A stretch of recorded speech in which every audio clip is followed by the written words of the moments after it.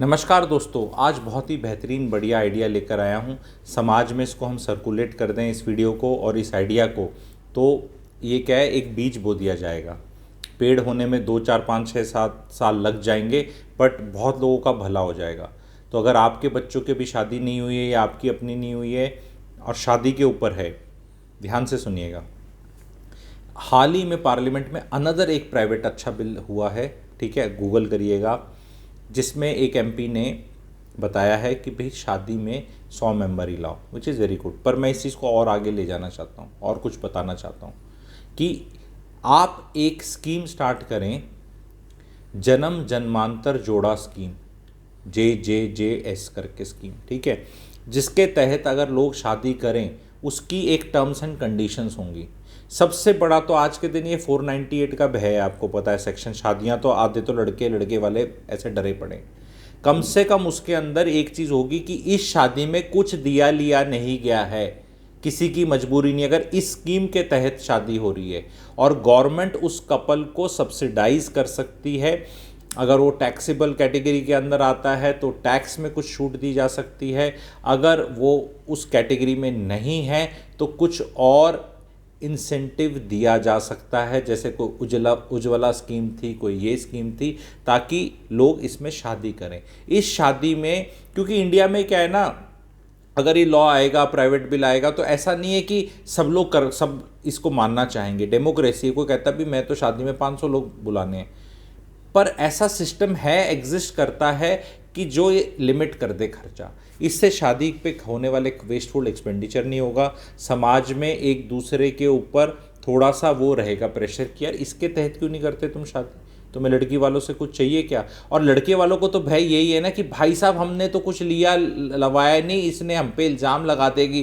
कि ये मैं तो इतना पैसा लेकर आई थी, मेरा पैसा दो, मेरा स्त्री धन दो, ये दो, मैं पता नहीं तुमने मुझसे क्या मांग लिया, झूठे आरोप लग गए, लड़के वालों पे लग गए, ये डर है ना। तो उनको सिंपल सा है कि इसके तहत अगर शादी होगी तो यानी कुछ लिया दिया नहीं गया है, और अगर आपको लिया दिया गया है तो उसके तहत मत शादी करो। और ये मंशा पहली क्लियर हो जाएगी ना। अगर कोई लड़के वाले हैं जो एक्सपेक्ट बहुत करते हैं येट इसके अंदर शादी कराना चाह रहे हैं, तो यानी उनके मन में खोट है ना। तो ऐसे लड़कों को तो अपनी लड़की वैसे भी नहीं देनी चाहिए। और लड़की वाले जो हैं, लड़की वाले हैं वो इसके, आप कुछ मांग नहीं रहे उनसे, लेकिन फिर भी वो इसके तहत शादी नहीं करना चाहते, तो यानी उनके मन में भी आगे के लिए कुछ प्रोग्राम है कि नहीं भैया हम देंगे भी कुछ नहीं, और फिर हम ये वाले में तो नहीं करेंगे, क्योंकि हमारे पास ऑप्शन होना चाहिए। अगर आपने किसी तरह, और डोमेस्टिक वायलेंस एक्ट 2006 वो सब प्रोविजंस तो रहेंगे, उसको कोई नहीं कर रहा, बट ये वाला एक चार्ज से तो मुक्ति मिलेगी कि तुमने पता नहीं क्या मांग लिया या मांगना था।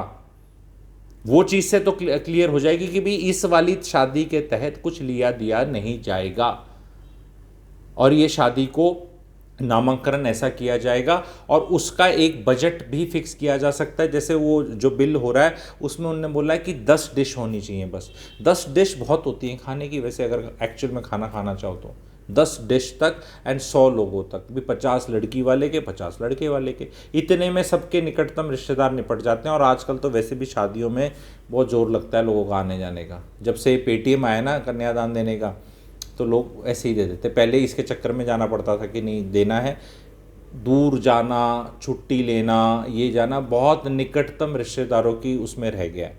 उससे ज़्यादा तो आप वैसे ही कर रहे हो। जो शादियां कोविड में हुई हैं, जहाँ पे 5 आदमी 10 आदमी भी मुश्किल से ही थे, लड़का लड़की पंडित जी और 2 4 5 10 जने और थे, वो भी बहुत बढ़िया चल रही हैं। ऐसा नहीं कि वो उसमें कम लोग आए थे तो शादी में कम लोग आते हैं। इट इज़ मेरी experience as a marital counsellor is one of the things which I do, कि जिन शादियों पर, शादी के फंक्शन और वेडिंग पर कॉन्शियसली खर्चा कम किया जाता है दोनों पार्टीज द्वारा, वहाँ satisfaction rate is very high, चिड़चिड़ापन इज़ नॉट देयर। नहीं तो एक्सपेक्टेशंस क्या है कि आपने, लड़के वालों ने कुछ कर दिया तो लड़की वालों ने बराबर नहीं किया, लड़की वालों ने किया तो लड़के की तो इज्जत हुई पर लड़के के माँ बाप की नहीं। वो कलेश कभी ख़त्म ही नहीं होता। वेडिंग फंक्शन जो है ना इंडिया में, वेडिंग फंक्शन वो जो 4 घंटे का फंक्शन ही रह गया आज के दिन, वो 7 8 बजे शुरू होकर 11 12 बजे तक वो कुर्सियाँ वो बंद हो रही होती हैं, उससे ज़्यादा किसी का टाइम नहीं है आज के दिन, ठीक है। वो फेरे होते होते तक तो परिवार के 15 लोग रह जाते हैं। उस फंक्शन की बातचीत नॉर्मल मैरिजेज़ में, एंड ये मेरा रिसर्च है एंड बहुत मेरे पास केसेस हैं, 3 से 4 साल मिनिमम रहती है। कई जगह तो शादी लाइफ लॉन्ग ही रहती है, लाइफ लॉन्ग ही रहती है उसकी चर्चा। तेरे सूट आए थे, तेरे सूटा का रंग छूट गया, तेरा की चुन्नी ठीक नहीं थी, तेरा ये ठीक नहीं था, लिया नहीं, दिया नहीं, ये नहीं बांधा, वो नहीं बांधा। और जब तक उसका डाई डाउन ख़त्म होता है तब तक वो हमारे यहाँ बच्चे पैदा होने वाला आ जाता है, भी अब पी लिया आना था, अब ये आना था। ये समाज की बहुत ज़्यादा प्रॉब्लम्स हैं। धीरे धीरे मैं अपने वीडियोस के माध्यम से इनको उजागर करूँगा। ऐसा नहीं है कि ये आपने सुनी नहीं है, इट इज़ जस्ट दैट ये किसी यूट्यूब चैनल पे कोई बात नहीं कर रहा। बातें तो हम बहुत कुछ वो वाली कर रहे हैं, आपको पता ही है कौन सी वाली करते हैं आजकल हम सारी बातें मैक्सिमम। और अब इलेक्शन आ रहे हैं तो उन्हीं कुछ चीज़ों की बातें होंगी। इलेक्शन में ये मुद्दा क्यों नहीं बनता? इलेक्शन में ये मुद्दा क्यों नहीं बनता? घोषणा पत्र, कई लोग उसे संकल्प पत्र बोल देते हैं। संकल्प क्यों नहीं लिया जाता? संकल्प पत्र में ये क्यों नहीं लिया जाता कि हम संकल्प लेते हैं कि इंडिया में अब शादियां जो होंगी उन पे खर्चा नहीं होगा, बहुत कम होगा। और उसका नाम क्या है? वेस्टफुल एक्सपेंडिचर का prevention of wasteful expenditure act ऐसे करके गूगल कर लेना। Prevention of wasteful expenditure in functions ऐसे करके, ठीक है? तो बहुत बढ़िया चीज़ है, क्योंकि जब प्रेशर ही नहीं होगा, क्योंकि कई पेरेंट्स, कई मिडिल क्लास वाले लोग उसको, उस इवेंट को, इस तरह के इवेंट्स को अपनी लाइफ का ना वो करते हैं कि Filmfare award for life achievement now goes to, अब फंक्शन हो गया बस, अब हमारी लाइफ ख़त्म हो सकती है इसके बाद। ये इस तरह का मन में सोचती है, ऐसा नहीं है। उसके बाद बहुत लाइफ है। 70 लाख शादी पे खर्च हुए, शादी 70 दिन नहीं चल रही। तो वो जब रोने आते हैं कंसल्टेशन में तो पेरेंट्स को देख के ऐसा लगता है इनको 70 लाख डूबने का दर्द है ज़्यादा, या इनके रिश्ता टूटने का है, क्योंकि वो चीज़ समझ ही नहीं पा रहा है एज ए कंसल्ट, वो चेहरे पे दिख रहा है। तो 70 लाख मत लगाओ, तो डिसअपॉइंटमेंट तो नहीं होगी ना। और जब वो पैसा इतना तुम लगाओगे ही नहीं, तो वो जो नया जोड़ा है वो किस बात पे लड़ेगा? वो उनको पैसे दे दो, उनको गुड बिहेवियर बोनस दे दो। एक और आइडिया, जैसे ही शादी का 1 साल गिरा हो और इन दोनों ने बहुत शिकायतें ना करी हों एक दूसरे की, अपने माँ बाप को, और रोना धोना ना करा और इन पे फालतू का वो ना हो, तो इनको बोलो इंसेंटिव है जी, आपको बोनस मिलता है, जैसे कंपनी में आपको 4 लाख रुपए मिलेंगे। वो शादी का जो सो कॉल्ड बजट है उसी से निकाल के दे रहे हो। और फिर बोलो अगर अगले 2-3 साल में आपने बच्चा पैदा किया और आपको ब्रेक लेना पड़ेगा लड़की को नौकरी से, तो भी इंसेंटिव है। कौन से वाले पैसे से? उसी शादी वाले पैसे से जो आपने बचा लिया है, वो बचा लेना, एफडी में रख लेना, और उनको धीरे धीरे एन्युटी प्लान की तरह, जैसे कि ये लाइफ इंश्योरेंस वाले और ये सब इन्वेस्टमेंट देते रहते हैं, उनको देते रहना।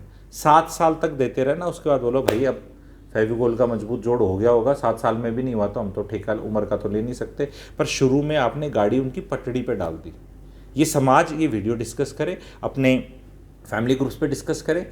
वो वाले फॉरवर्ड्स होते हैं उनको मत करो, उसमें क्या फ़ायदा होने वाला है? फ़ायदा तो इससे होने वाला है। बोलो व्हाट एन आइडिया सर जी, लिखो इसके नीचे, लिखो और ट्विटर पे डालो, सोशल मीडिया पे डालो, व्हाट्सएप पे डालो, फेसबुक पे डालो, इंस्टा पे डालो, यहाँ डालो, वहाँ डालो। एक आइडिया है, किसी का भी आ जाए, व्हाट एन आइडिया सर जी। वो ऐड आती थी अभिषेक बच्चन की बहुत साल पहले, उसमें कई जेन्युइन आइडियाज़ होते थे कि वो टीचर पढ़ा रहा है कहीं से और वो पढ़ रहा है, वो सब कुछ सच हुआ बाद में। वो विजुअलाइजेशन कितना अच्छा था। तो जो ह्यूमन माइंड सोचता है पॉजिटिव चीज़ें, अच्छी चीज़ें, नुकसान कुछ नहीं है। आज मैंने आप लोग को आइडिया दे दिया, बहुतों के आइडिया में ये क्लिक कर जाएगा, जिसके नहीं करना उसके नहीं करेगा, बट 100 में से अगर 5, 10, 20 के भी कर जाए और ये पैसा बचा जाए और शादी ना हो, तो हमारे जैसे मैरिटल कंसल्टेंट्स का काम धंधा कम होगा ना। अपने पेट पे लात मारने को बोल रहा हूँ, अपने पेट पे लात मारने को बोल रहा हूँ कि शादियाँ अच्छी चलेंगी तो कंसल्टेशन नहीं आएगी, क्योंकि रोने पे और लफड़े में ही आती है। तो आप प्लीज़ इसको फॉरवर्ड करें। Pre marital consultation is also very important, I carry out that also. शादी से पहले बिना लड़ाई झगड़े हुए भी एक चीज़ करी जा सकती है। अगर वो किसी को चाहिए कंसल्टेशन तो you can connect and type PMC to the contact number which you can find out, ठीक है? तो इस वीडियो को प्लीज़ शेयर करें, बहुत इंपॉर्टेंट है। शादियों पे पैसा ज़्यादा ना खर्च करें, ज़्यादा खर्च सेट्स अप फॉर डिसअपॉइंटमेंट और फालतू की false expectations from the marriage, from the other partner, from the spouse, from the कि लड़की वाले पता नहीं क्या कर दें, लड़की क्या कर दे, लड़का क्या कर दे, क्या हो जाए, हमने इतने पैसे दिए थे। करो ही मत, कह के मत करो। उस कपल को बुलाओ कि भाई इतनी इतनी शादी का बजट है और ये भी पैसा है, ये प्लान कौन से वाला पैकेज चाहिए तुम्हें बताओ, तुम्हारे हनीमून में हम पैसे दे दें या यहाँ पे। वो तो कपल तो छाने होते 1 मिनट में कहेंगे पापा जी हमारा तो कोई दोस्त वोस्त नहीं आ रहा, आप अपने बुला लो मामा जी चाचा फूफा, 20-50 करो शादी, हम हमें दे दो। Everybody Gen Z is very smart and उनका एक्साइटमेंट लेवल भी हाई, एंड बोलो भी सारे नहीं देंगे, बिहेवियर गुड बिहेवियर भी रिवॉर्ड किया जाएगा दोनों पार्टी के द्वारा, दोनों सेट ऑफ पेरेंट्स के द्वारा। बल्ले बल्ले है लाइफ में। तो आई होप ये अच्छा आइडिया लगा आप लोग को, प्लीज़ शेयर करिएगा। Thank you very much.